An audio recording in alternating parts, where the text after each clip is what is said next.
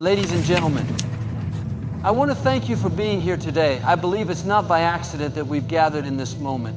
I believe God has something special in store for you, not just for your career, your relationships, or your goals, but for your heart.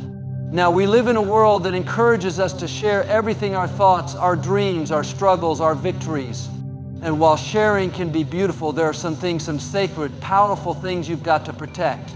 Not out of fear, but out of wisdom. Today I want to talk to you about 5 things you should never share, because when you guard your peace, when you protect your purpose, you create space for God to do something amazing in your life. So don't miss this moment. I believe these 5 principles can help you step into a stronger, wiser, more focused version of who you're created to be. Let's dive in, because your destiny is too important to be distracted. Your long-term goals are like seeds planted deep in the soil of your future. They require time, nourishment, and the right environment to grow. When you first receive a vision or dream, it's fragile, it's still forming, still gaining strength. And one of the greatest mistakes we can make is sharing that dream too soon with people who may not understand it, believe in it, or support it. There's something powerful about keeping your vision close to your heart while it's developing. It's not about secrecy, it's about protection. You wouldn't expose a seedling to harsh winds and expect it to thrive. In the same way, your long-term goals need shelter in the early stages. Sometimes we share our plans too early because we want validation. We want someone to affirm what we see in our spirit. But not everyone can see what God put in your heart. People filter your vision through the lens of their own experiences, their own fears, their own limitations. They may mean well, but they'll tell you to be realistic. They'll point out what went wrong when they tried something similar. They'll remind you of all the reasons why it's never been done before. And if you're not careful, you'll start shrinking your vision to fit their understanding. There are dream killers all around us, not because they're evil, but because they haven't been given your calling. What seems impossible to them is actually your mission. What looks risky to them is actually your assignment. That's why you can't hand your dreams over for approval. When God puts something in your spirit, it's not a conference call. He didn't consult with your friends, your coworkers, or your social media following. He spoke to you, He entrusted you. And that dream, that long-term goal is yours to carry forward. We live in a time where people share everything publicly, what they ate, where they're going, what they're planning. And while there's nothing wrong with connection, there's also wisdom in privacy. Silence doesn't mean inactivity. Sometimes the most powerful moves happen behind the scenes. Just because you're not broadcasting your dream doesn't mean it isn't real. It means you're letting it mature, letting it take root. Even in Scripture, we see examples of this. Joseph had a powerful dream, a vision that he would one day rise to leadership. But when he shared that dream with his brothers, it didn't inspire them, it enraged them. They couldn't handle what he saw. That dream provoked jealousy, and it led to a season of betrayal. Now, Joseph's destiny still unfolded because what God ordains will come to pass. But his story reminds us that timing matters. Who you share your goals with matters. There's a time to speak and a time to stay quiet. Wisdom knows the difference. You may be planning to start a business, go back to school, write a book, launch a ministry. And you're excited, and that's a beautiful thing. But before you announce it to the world, ask yourself, is this the right time? Have I prayed about this? Have I built a foundation strong enough to hold what I'm building? When we talk too soon, we invite opinions that can confuse our direction. When we speak prematurely, we may expose our goals to criticism we're not yet strong enough to withstand. There's a season when your goal is like wet cement, it's not set yet. It's vulnerable. And if the wrong voice steps in, it can leave an impression that alters the shape of what you're creating. Your long-term goals deserve the space to grow without interference. This doesn't mean you isolate yourself. It means you choose wisely. You may have 1 or 2 trusted people who walk with you, who pray with you, who believe even when you have doubts. But you don't need an audience in the early stages. You need alignment. There will come a time when your results will speak for themselves. There will come a time when the vision that once lived only in your heart will be visible to everyone around you. But until then, protect your dream like it's sacred, because it is. It's the blueprint of something greater, and it's not meant to be explained to everyone. Your income and financial plans are deeply personal and incredibly powerful. When handled with wisdom, they can open doors, provide security, and serve as tools for purpose and impact. But when shared carelessly, they can invite unnecessary judgment, comparison, and even manipulation.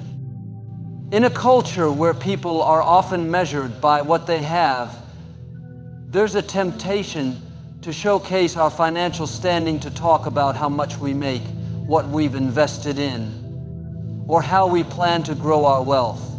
But there's value in restraint. Not everyone needs to know what's in your bank account or what you're planning with your money. Money has a way of shifting dynamics in relationships. When people know how much you earn or what your financial goals are, it can change how they perceive you. Some may start expecting things from you. Others may begin to compete with you or silently resent you. And even those with good intentions may offer unsolicited advice or try to steer your plans in a direction that doesn't align with your vision. That's why keeping your income and financial strategies private isn't about hiding, it's about protecting what matters. There's wisdom in being discreet with your money. The more you talk about it, the more you open the door to envy and misunderstanding. Some people will hear your income and see a target. Some will assume you have more than you actually do and place expectations on you that are not yours to carry. Others will downplay your efforts, making you feel guilty for your success. That's not the environment where financial peace grows. Financial peace grows in a space of discernment, strategy, and quiet diligence. Talking about your financial plans too openly can also lead to pressure. You may start making decisions not based on what's wise, but based on how it will look to others. You might feel pushed to spend more, invest faster, or take risks you're not ready for. Financial decisions are best made in clarity, not under the weight of public opinion. Your goals are unique to you, whether it's becoming debt-free, building generational wealth, or funding a dream project. You don't need external voices determining your pace or priorities. There's a proverb that says, "A fool utters all his mind, but a wise man keeps it until afterwards."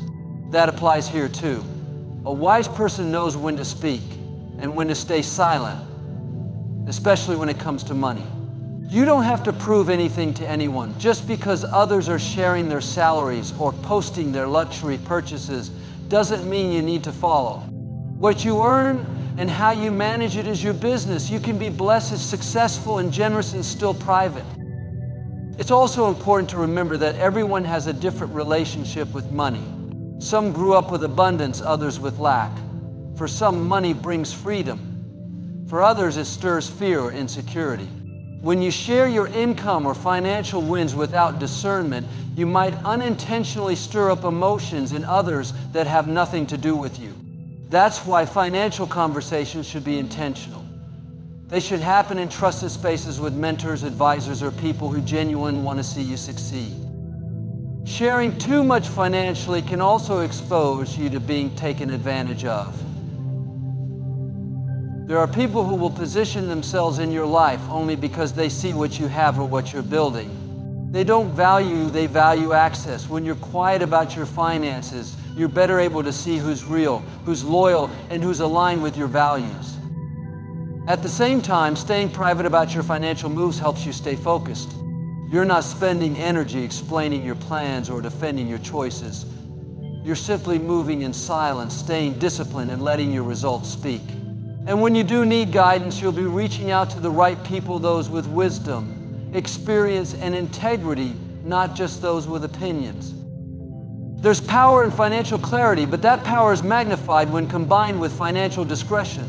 Knowing where you're headed financially is vital, but broadcasting it to everyone is not.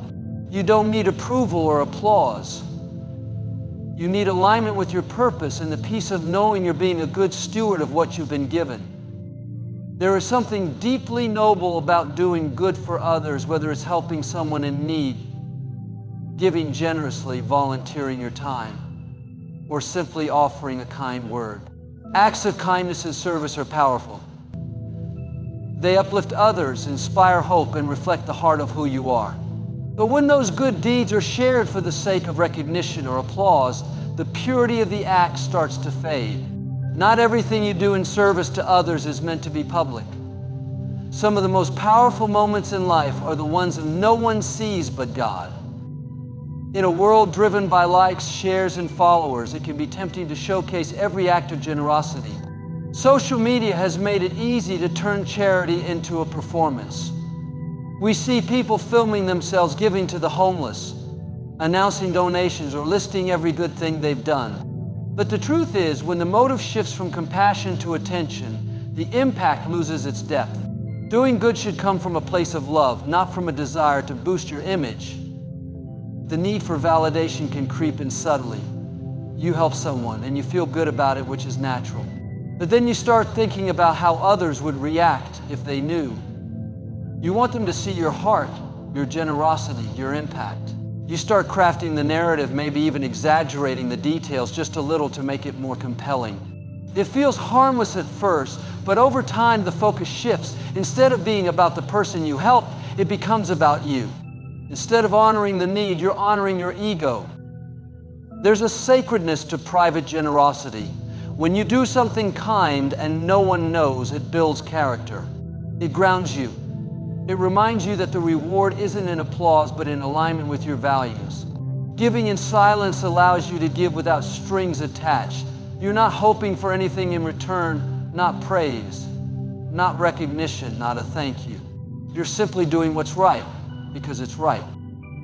Even spiritually, there's deep wisdom in this principle. In Scripture, it says that when you give, don't let your left hand know what your right hand is doing.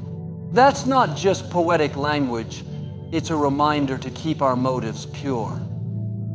God sees what's done in secret, and that's enough.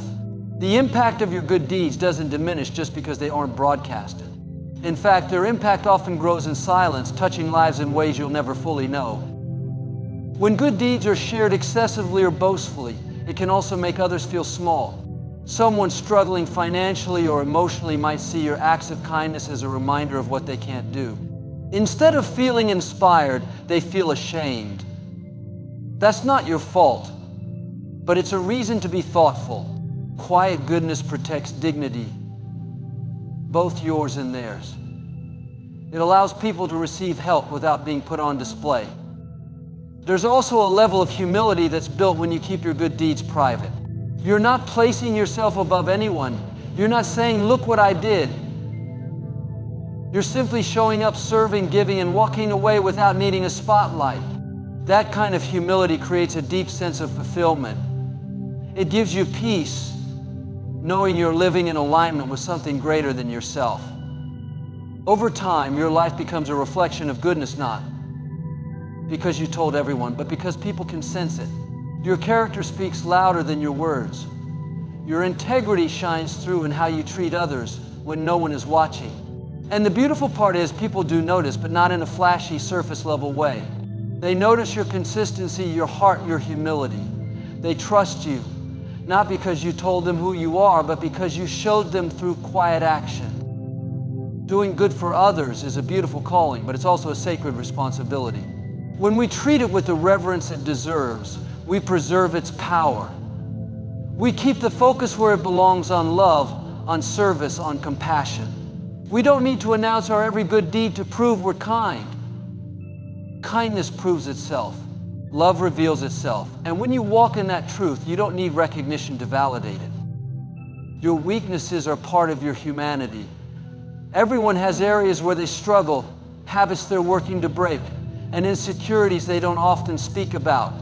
Admitting your weaknesses takes courage, and in the right setting, it can be healing and freeing.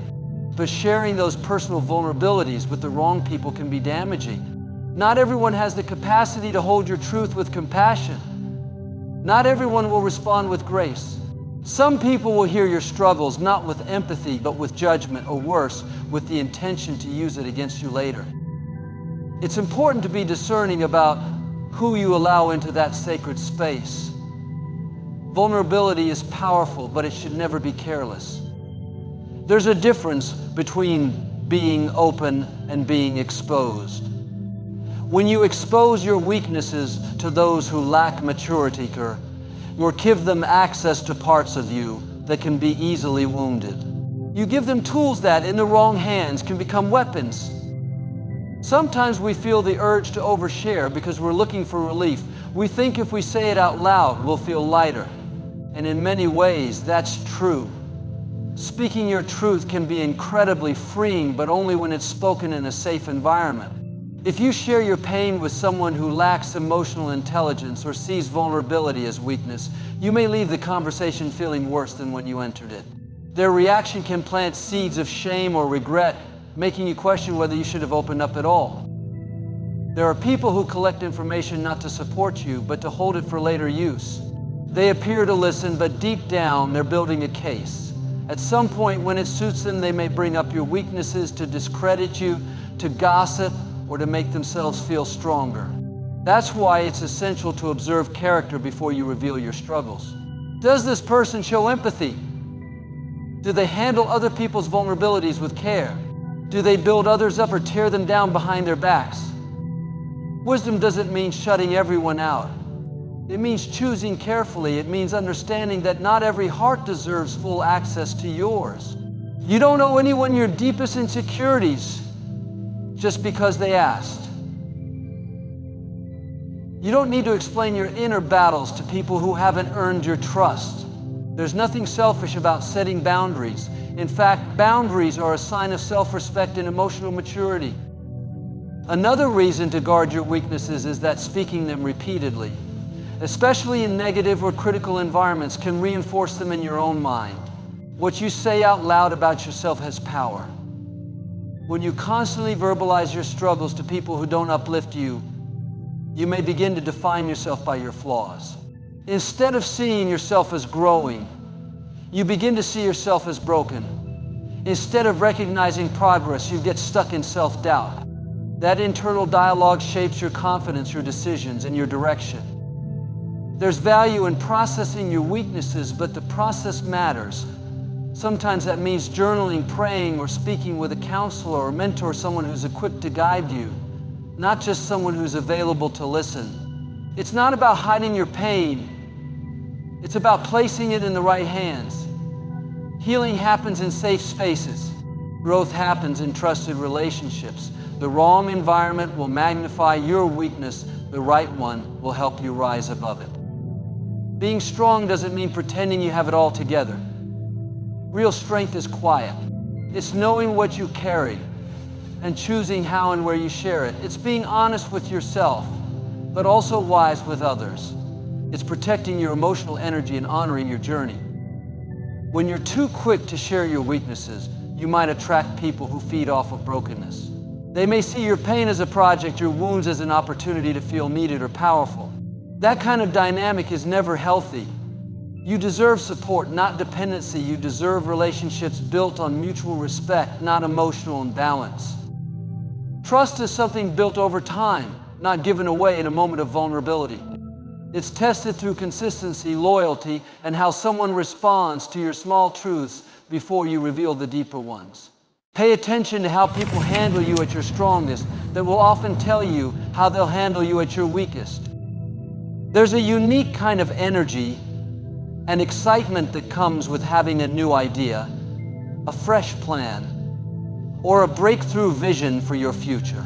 When inspiration hits, it's natural to want to share it. You feel alive, motivated, and ready to move forward. You start envisioning the impact, the success, the change it will bring. But revealing your next move before it's ready can cost you more than you think. There is a sacredness to what is still forming.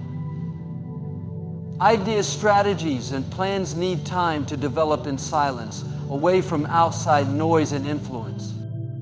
When you speak too soon about what you're planning to do, you invite opinions that may not align with your purpose. People might not understand your vision because it wasn't given to them. They may offer advice based on their experiences, fears, or limitations, not yours. Even well-meaning people can unintentionally sow seeds of doubt with a simple question or comment. Before you know it, your once clear direction starts to feel uncertain. Not because it was flawed, but because it was exposed to voices that didn't belong in the conversation. There's also a psychological impact to announcing your plans before taking action. Studies have shown that when people talk about their goals publicly, they sometimes feel a false sense of accomplishment. The brain registers the positive response as progress, even when no real steps have been taken. This can decrease motivation and delay action. Instead of building momentum through quiet effort, you burn energy through conversation. You start to feel successful for talking about it instead of actually doing it. Sharing your next move prematurely can also attract unwanted scrutiny. Once you put your plan out there, people start watching. They may hold you to a timeline you never agreed to. They may ask questions, expect updates, or compare your pace to others. That pressure can create anxiety and even lead you to rush a process that requires patience. Every meaningful endeavor has its own rhythm. When you keep your plans private, you allow that rhythm to unfold naturally. There's strength in strategic silence. It's not about being secretive or closed off, it's about being intentional. You're not hiding your growth, you're protecting it.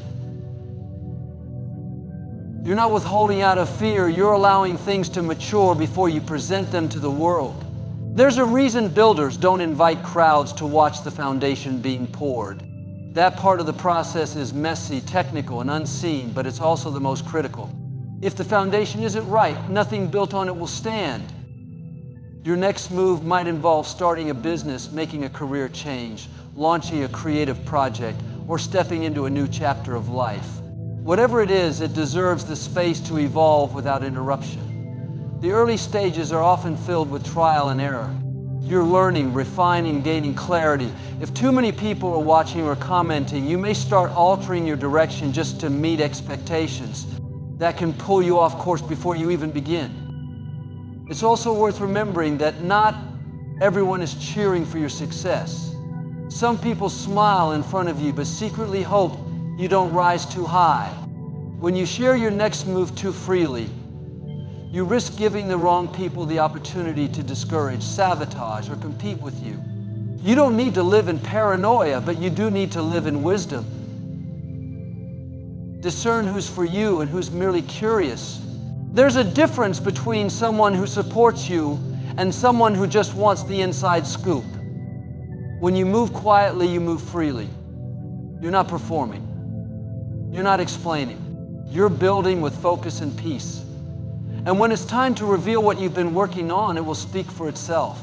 The results will be the announcement. The impact will be the introduction.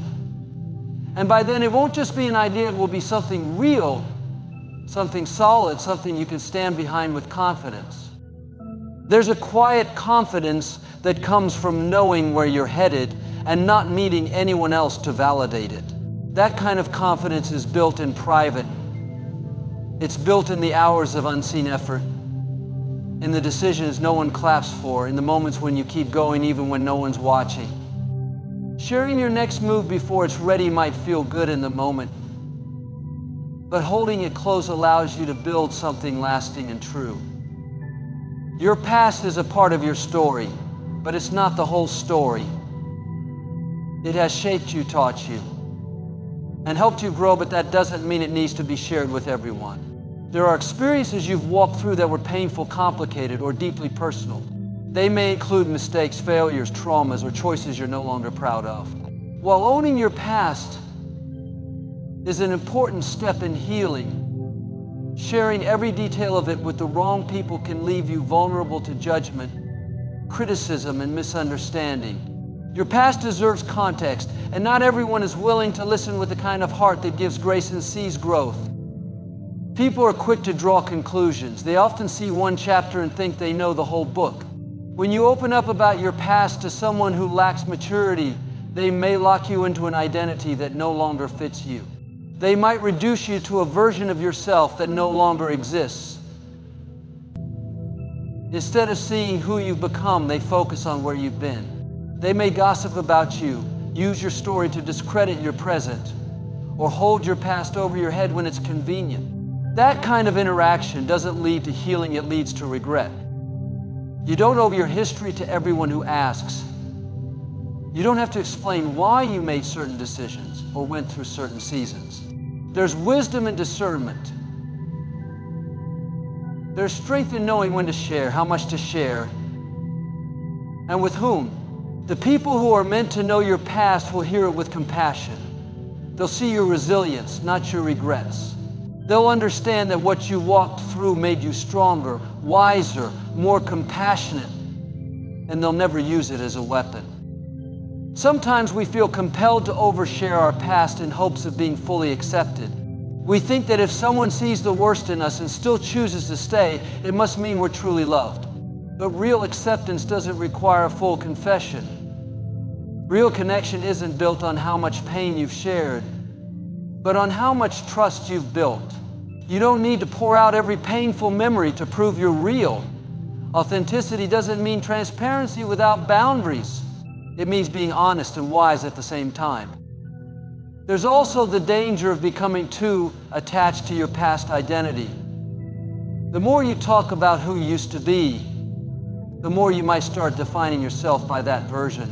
If you constantly revisit the old story, you may start to live out of it even if you've already outgrown it. You may forget that you're no longer that person you've grown. You've healed. You've changed.